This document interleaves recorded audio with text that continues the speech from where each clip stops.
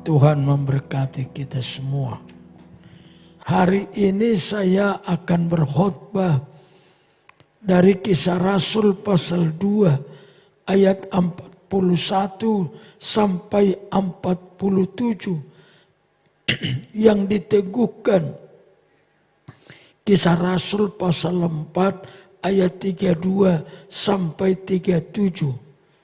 Dua perikop ini berbicara cara hidup jemaat setelah Pentakosta. Kita perlu tahu bagaimana jemaat mula-mula itu setelah mereka merayakan Pentakosta. Di pasal 2 Kisah Rasul 41 sampai 47. Kemudian diulang lagi, ditulis oleh Lukas di pasal 4 ayat 32 sampai 37. Beginilah dikatakan, saya akan beritakan satu persatu. Kisah Rasul 2 ayat 41. Orang-orang yang menerima perkataannya itu memberi diri dibaptis. Dan pada hari itu jumlah mereka bertambah kira-kira 3.000 jiwa. Tanda yang pertama yang nampak pada gereja mula-mula setelah Pentakosta adalah ada pertumbuhan yang sangat pesat. Ada pertumbuhan jumlah. Dari 120 mereka yang berkumpul di loteng atas berdoa. Kemudian Tuhan tambahkan 3.000 jiwa lagi. Dan begitulah terus perjalanan gereja. Ada pertumbuhan yang pesat bagi mereka. Ini harus menjadi doa, harapan, dan tugas kita. Kita harus kerja dan berdoa supaya pertumbuhan gereja kita juga semakin pesat. Jiwa-jiwa harus dibawa kepada Tuhan. Orang-orang berdosa harus diselamatkan. Ini kehendak Tuhan sejak semula. Turunnya Roh Kudus adalah untuk menolong mereka menjadi saksi di Yerusalem, di Judea, seluruh Samaria, sampai ke ujung bumi. Jemaat Bukit Sion harus berdoa bagi pertumbuhan gereja. Itulah kemauan Tuhan. Sejak beliau diutus Tuhan ke dalam dunia menjadi utusan Injil, misionaris pertama, meninggalkan sorga untuk mencari dan menyelamatkan orang-orang yang terhilang. Pertumbuhan gereja adalah tanda pertama sesudah Pentakosta. Doakanlah pertumbuhan gereja kita. Doakan pertumbuhan setiap komisi. Target kita bukan soal agama kita. Target kita adalah saudara-saudara kita di sekitar kita, keluarga kita diselamatkan oleh Tuhan. Ini bukan soal agama. Ini bukan soal perpindahan agama. Ini soal keselamatan. Karena tidak ada jalan lain untuk diselamatkan kecuali melalui Yesus. Keselamatan tidak ada di bawah kolong langit. Hanya di dalam Yesus, kata Kisah Rasul pasal 4. Di ayat 43 pasal 2 dikatakan, maka ketakutanlah mereka semua sedang rasul-rasul itu mengadakan banyak mujizat dan tanda.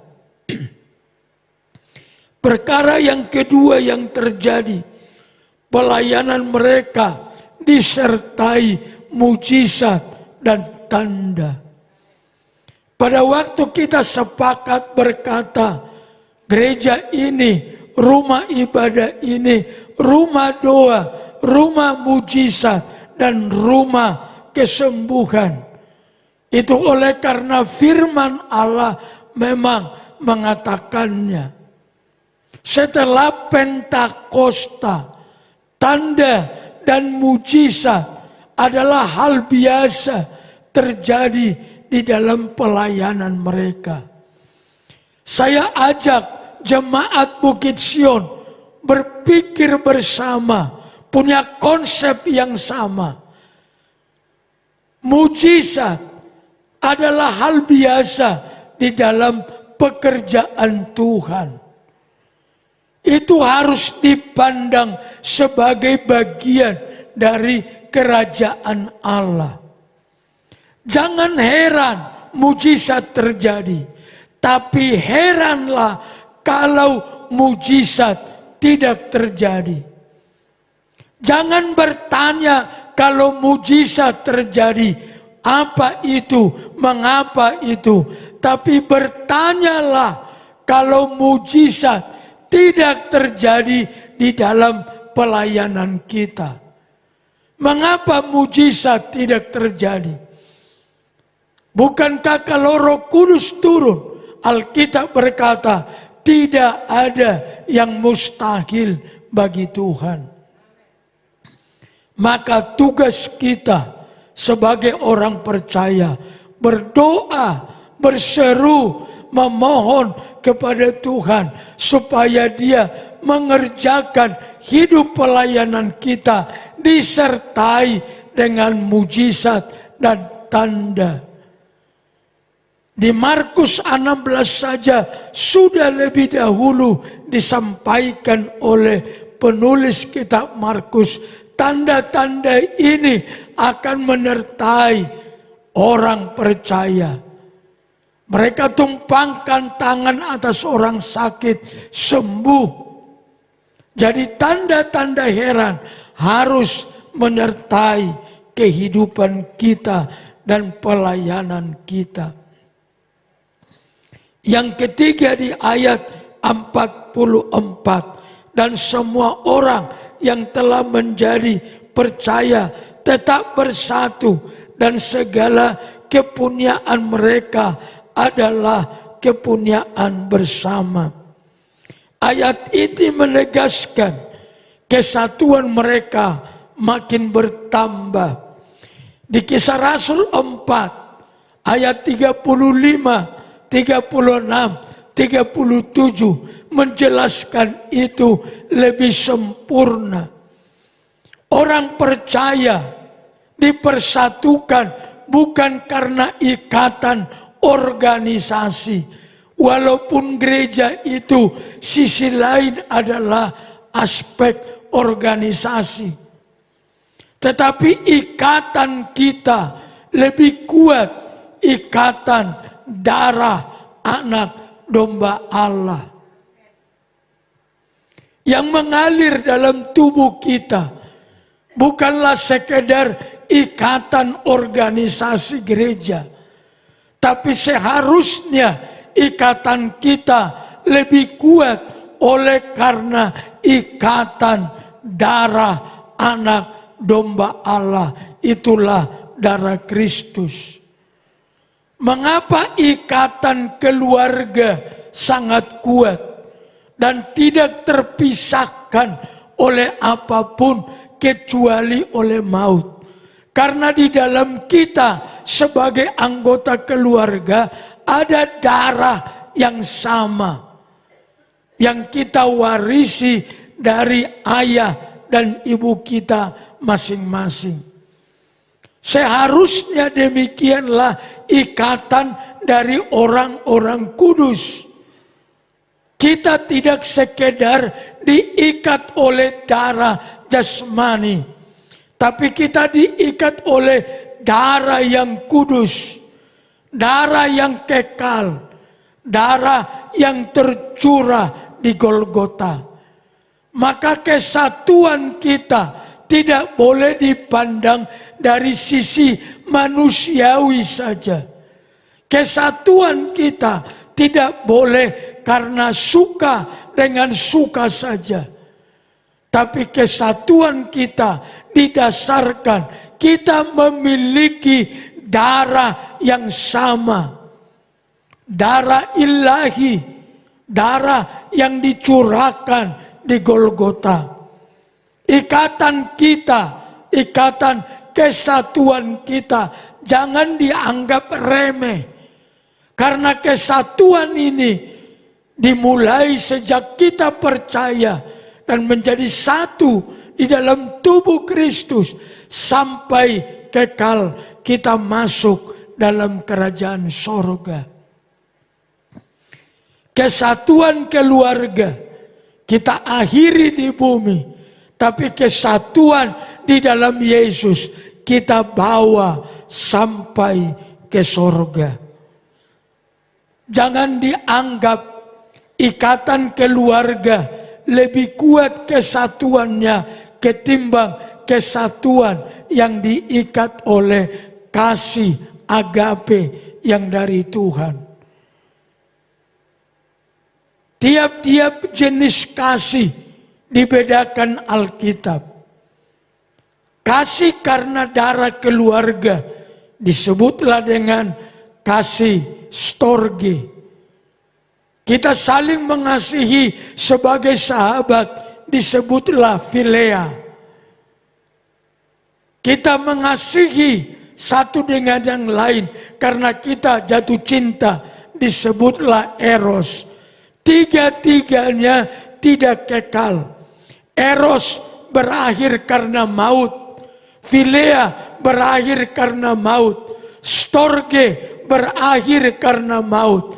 Tetapi kasih yang dari Tuhan yang disebut agape akan mengikat kita sampai ke sorga. Ini kesatuan yang dihasilkan oleh Roh Tuhan. Maka kita tidak heran kalau Alkitab bersaksi mereka menjual miliknya dan mereka saling berbagi dan saling mengasihi. Kesatuan adalah buah dari Pentakosta. Ayat 45, dan selalu ada dari mereka yang menjual harta miliknya, lalu membagi-bagikannya kepada semua orang sesuai dengan keperluan masing-masing. Kesatuan mereka buahnya adalah kasih seorang kepada yang lain semakin kuat. Wujud kesatuan itu nampak dalam kasih mereka yang tidak terbatas lagi. Tidak ada lagi yang berkata, hidupku hanya untuk hidupku sendiri. Mereka saling berbagi. Mereka saling memperhatikan. Mereka saling menolong seorang dengan yang lain. Itulah harapan Kristus. Kita saling menolong. Paulus menegaskan ulang tentang ini di dalam Kitab Galatia. Bertolong-tolonganlah kamu menanggung bebanmu. Bukit Sion, kita harus saling menolong. Kita harus saling mengasihi. Kita harus saling memperhatikan. Karena Roh Tuhan telah memenuhi kita sekaliannya. Jangan lagi ada yang hidup dengan dirinya sendiri saja, kesenangannya saja. Semua kita harus saling melihat Apa yang dapat kita lakukan, apa kita doakan. Kita bisa saling menasehati. Kita bisa saling menguatkan. Sebagai anggota-anggota tubuh Kristus. Di ayat 46 pasal 2. Dengan bertekun dan dengan sehati. Mereka berkumpul tiap-tiap hari dalam bait Allah. Mereka memecahkan roti di rumah masing-masing secara bergilir. Dan makan bersama-sama dengan gembira dan dengan tulus hati. Mereka membentuk persekutuan yang baik. Yang saling mendoakan. Mereka berkumpul tiap-tiap hari di dalam bait Allah. Maka saya mendorong supaya jemaat Bukit Sion terus membangun persekutuan doa kita. Saudara-saudara yang sudah baik, aktif membentuk kelompok persekutuan doa, pelihara itu dengan baik. Saling mengasihilah di sana sebagai keluarga Allah. Saudara-saudara yang belum berada di kelompok doa, hadirlah di kelompok doa terdekat dengan rumahmu. Atau bentuk kelompok doa yang baru. Yang kau rasa di mana kau dapat bertumbuh bersama-sama. Ini buah Pentakosta. Mereka tidak didorong-dorong lagi. Tapi mereka secara inisiatif sendiri. Mereka bersekutu satu dengan yang lain. Ibadah di gereja setiap minggu sesungguhnya tidak cukup untuk membuat kita bertumbuh.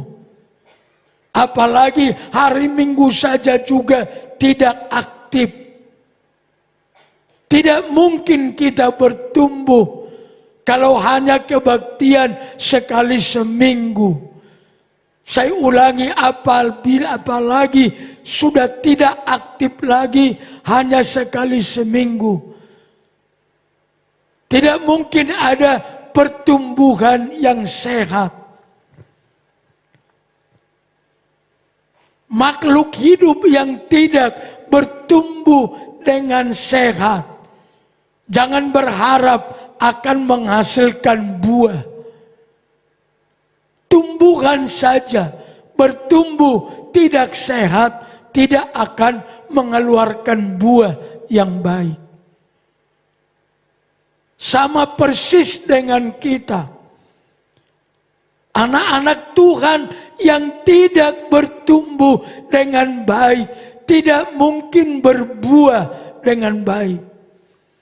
Yohanes 15 berkata, ranting yang tidak berbuah dipotongnya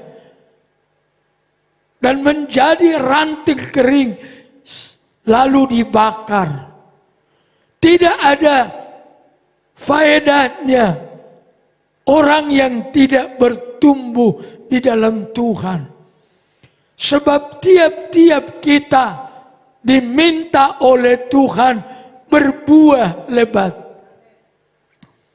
Kita harus berbuah. Itu bukan pilihan. Haruslah demikian. Bagaimana supaya bisa bertumbuh dengan baik, berbuah dengan baik, harus tertanam kuat di dalam gereja.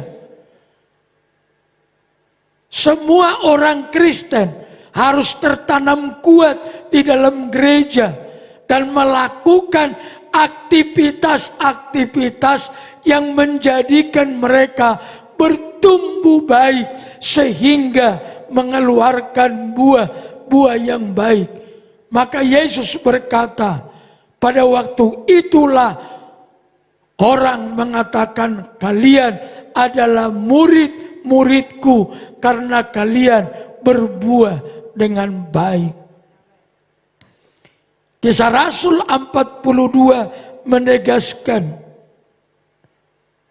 mereka bertekun dalam pengajaran rasul-rasul dan dalam persekutuan, dan mereka selalu berkumpul untuk memecahkan roti dan berdoa. Mereka bertekun dalam pengajaran rasul-rasul. Mereka tidak tinggalkan setiap aktivitas pengajaran rasul dilaksanakan. Mereka juga bertekun dalam persekutuan, selalu berkumpul untuk memecahkan roti. Buah Pentakosta, jemaat semakin kuat, rindu akan pengajaran Alkitab, dan juga mereka semakin kuat di dalam doa. Kita tidak heran kalau kita membaca dalam Alkitab, saat mereka berdoa, sampai tempat mereka berdoa juga goncang. Karena di sana ada kesungguhan, ketekunan, dan Tuhan merestui doa mereka. Bukit Sion, saya ingatkan, tidak ada jalan lain bagi kita untuk hidup lebih baik di dalam Tuhan kecuali giat berdoa. Saya baru saja mendengar testimoni dari mantan ketua umum periode lalu. Beliau berkata seperti ini, hidup kita ini 50% kita tentukan sendiri, 50% ketentuan Tuhan. Jadi sesungguhnya perjalanan hidup kita, pengalaman hidup kita, apa yang kita nikmati, 50%-nya ditentukan cara hidup kita, tapi 50%-nya ditentukan oleh Tuhan. Jadi sebenarnya 50-50, bukan Tuhan saja yang menentukan, kita juga ikut serta menentukan bagaimana kita, jadi apa kita, hendak kemana kita, dan sebagainya. Karena 50% hidup kita ditentukan oleh Tuhan, maka beliau berkata, itulah sebabnya kita perlu berserah kepada Tuhan. Kita perlu mengandalkan Tuhan. Kita perlu berdoa. Sebab ada kalanya kita harus bersandar. Karena beliau, Bapa di sorga, menentukan sebagian dari hidup kita. Ada kalanya kita hidup mungkin berkeputusan sendiri. Tetapi keputusan kita harus dimintakan berkat, kekuatan, persetujuan, anugerah dari Tuhan. Itulah sebabnya saya mau katakan pagi ini, bangun diri dalam keseimbangan yang baik. Kita hanya membangun keseimbangan saja. Pikirkan hidupmu, rencanakan hidupmu. Tetapi jangan lupa sertakan Tuhan dalam hidupmu. Itulah tugas kita. 50% hidup kita di tangan kita, 50% di tangan Tuhan. Karena 50% hidup kita di tangan Tuhan, maka kita perlu bersandar kepada Tuhan. Kita perlu berpenyerahan kepada Tuhan. Kita perlu berdoa. Kita perlu belajar firman-Nya untuk menuntun kita menjalani yang 50%. Sebab tanpa Tuhan, sekalipun 50% adalah keputusan kita, tetap Tuhan perlu membimbing kita, mengarahkan kita, mengajari kita tentang ini. Kekurangan banyak orang Kristen, mereka tidak bisa membangun hidupnya seimbang. Kadang-kadang berat sebelah, tidak boleh. Kita harus membuatnya seimbang. Tuhan juga mengajari kita seperti itu.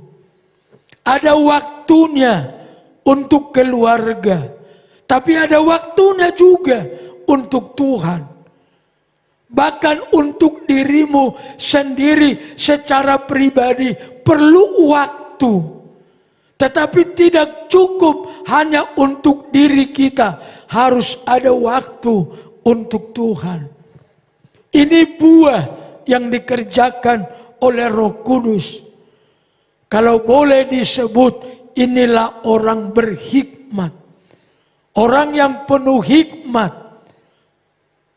adalah orang yang bisa menyeimbangkan seluruh hidupnya untuk Tuhan dan untuk hidupnya. Di ayat yang terakhir 47, saya mau mengingatkan sambil memuji Allah dan mereka disukai semua orang. Dan tiap-tiap hari Tuhan menambahkan jumlah mereka dengan orang yang diselamatkan. Ayat ini menegaskan mereka semakin disukai semua orang. Orang percaya harus seperti itu. Kita harus semakin disukai semua orang. Itulah yang Yesus maksudkan menjadi garam dan terang dunia. Tidak ada orang yang tidak suka garam. Tidak ada orang yang tidak suka terang. Jangankan manusia, makhluk-makhluk di sekitar kita saja selalu ingin terang. Ibu-ibu wanita yang suka tanam kembang. Lihat itu kembang, lihat tanaman. Dari arah mana sinar matahari datang, selalu daunnya mengarah ke situ. Coba letakkan di mana saja bunga. Dari mana matahari bersinar, selalu daunnya condong ke sana. Semua makhluk hidup suka terang. Maka Yesus bilang, jadilah terang dunia, jadilah garam dunia. Ibu-ibu yang tukang masak, apapun yang ibu-ibu masak, bahannya semahal apapun, tidak ada garam, tak ada rasa. Semua bumbu ada, cuman garam saja. Tapi sebaliknya, semua bumbu tidak ada, hanya garam saja. Itu cukup memberikan kita rasa yang enak. Mereka semakin disukai semua orang. Kita harus semakin disukai semua orang. Oleh karena roh Tuhan ada di atas kita. Perkataan kita disukai. Cara hidup kita disukai. Maka akan terjadi seperti Di Sakaria 8 ayat 23 berkata, beginilah firman Tuhan semesta alam. Pada waktu itu 10 orang dari berbagai bangsa dan bahasa akan memegang kuat-kuat punca jubah seorang Yahudi dengan berkata, lihat, kami mau pergi menyertai kamu, sebab telah kami dengar bahwa Allah menyertai kamu. Kiranya terjadi seperti ini. Orang-orang di sekitar kita berkata, kami mau ikut jemaat Bukit Sion. Kami mau ikut jemaat Bukit Sion, beribadah di Bukit Sion. Karena kami melihat Allah menyertai mereka. Mari kita hidup dalam hidup yang baru. Ini doa saya. Terjadi kiranya kepada kita di gereja ini setelah Pentakosta. Pertumbuhan jumlah kita semakin pesat. Kerinduan kita kepada pengajaran firman dan doa semakin kuat. Pelayanan kita disertai mujizat dan tanda. Kesatuan kita semakin kokoh. Jangan ada lagi yang hidup hanya dengan dirinya sendiri. Kasih kita nampak seorang dengan yang lain semakin baik. Persekutuan kita seorang dengan yang lain bertumbuh di dalam Tuhan. Dan hidup kita semakin disukai semua orang. Jadilah jemaat yang bertumbuh. Amin. Jadilah jemaat yang semakin disukai semua orang. Ayo kita bertekad. Satu orang bawa satu jiwa. Kita ini sudah sangat bertumbuh. Kalau satu orang bawa satu jiwa 1 tahun, maka setiap tahun terjadi kelipatan. Lihat keluarga yang perlu dibawa kepada Tuhan.